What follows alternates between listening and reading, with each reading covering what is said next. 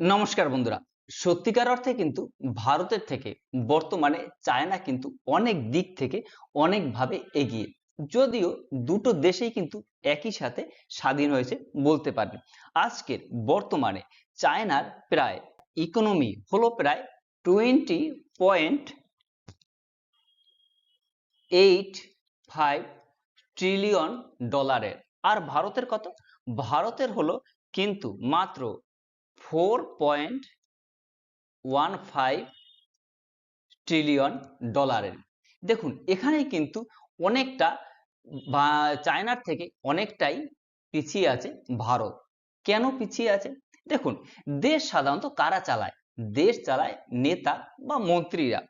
সে যতই is IPS officer তার পিছনে থাকুক না কেন, তাকে বুদ্ধি দিক না কেন, কোনো একটা জায়গায় কিন্তু সঠিক সিদ্ধান্ত কি হবে তা কিন্তু তাদেরই নিতে হয়। আর আমাদের বাড়িতে বা আমাদের পাশে যখন ভোটে কেউ আসে যে ভোট দাও আমাকে, তখন কি আমরা তাকে জিজ্ঞেস করি যে আপনি যে ভোটে দাঁড়িয়েছেন আপনার শিক্ষাগত যোগ্যতাটা কি?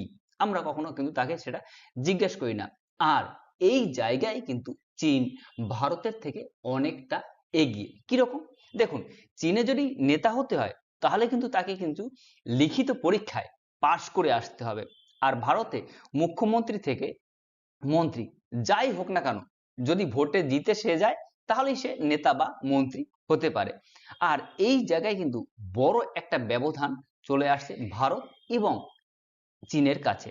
দেখুন, চীনে যদি কাউকে নেতা হতে হয় তাহলে তাকে লিখিত পরীক্ষা পাশ করতে হবে। এর জন্য প্রথমে তাকে পার্টির যেসব জায়গায় পার্টি অফিস থাকে সেখান থেকে তাকে ফর্ম ফিল আপ করতে হবে। লিখিত পরীক্ষা পাশ করলে 1 বছর টানা তার আচরণ ও দেশের প্রতি তার দায়িত্ববোধ এবং দেশের প্রতি কতটা তার ভালোবাসা আছে তার উপর তার কিন্তু নজরদারি করা হয়। তারপর তাকে পরবর্তী ধাপে পাঠানো হয়। পরবর্তী ধাপে কি আছে? পরবর্তী ধাপে কিন্তু 4টে জিনিস আছে। কি কি? নাম্বার ওয়ানে হলো ইকোনমি। যে চীনের নেতা বা মন্ত্রী হোক না কেন, তাকে কিন্তু ইকোনমি ব্যাপারে তাকে যথেষ্ট তার নলেজ থাকতে হবে এবং ইকোনমির ব্যাপারে তার পরীক্ষা হবে। সেকেন্ড নাম্বার হলো গরিবি হটাও। মানে সেই সব দেশের যেসব পুয়ার ফ্যামিলি আছে, কি করে সেই সব দেশের উন্নতি করা যায় বা গরিবদের কি করে কর্মসংস্থান করা যায়, কি করে আরো ভালো দেশের মধ্যে প্রযুক্তি কর্মসংস্থান আনা যায়, তার ব্যাপারে তাকে পরীক্ষা দিতে হবে। সেকেন্ড হলো, থার্ড নাম্বার হলো জব জব ক্রিয়েশন। মানে কি করে দেশে আরো বেশি করে জব তৈরি করা যায়, কি করে বেকারত্ব দূর করা যায়, সেই সব বিষয়ে তার পরীক্ষা হবে।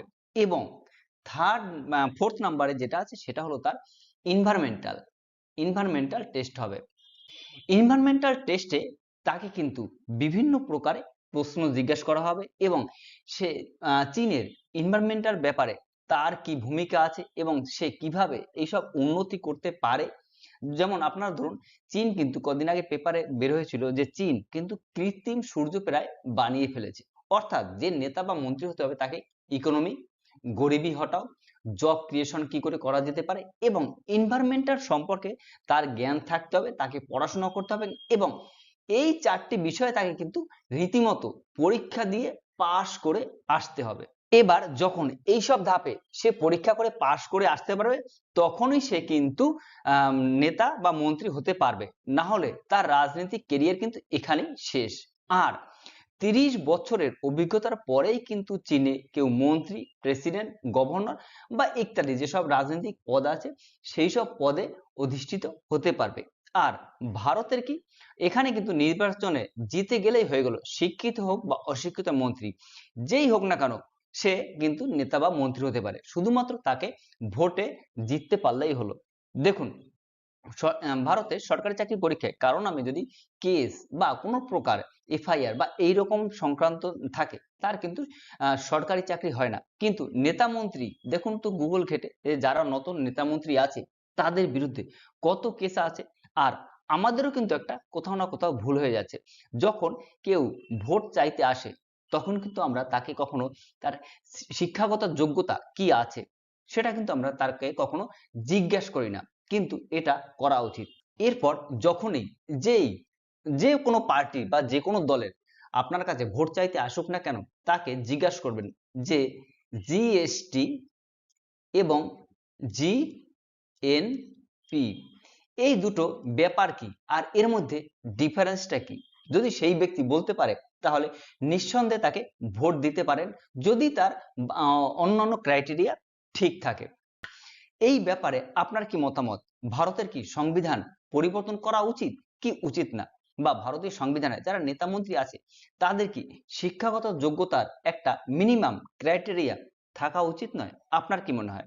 আপনার মূল্যবান মতামত অবশ্যই আমাদের কমেন্ট সেকশনে লিখে জানাবেন। আর এরকম ইনফরমেটিভ ইন্টারন্যাশনাল ভিডিওর জন্য অবশ্যই আমাদের চ্যানেলটি ফলো করে পাশে থাকবেন।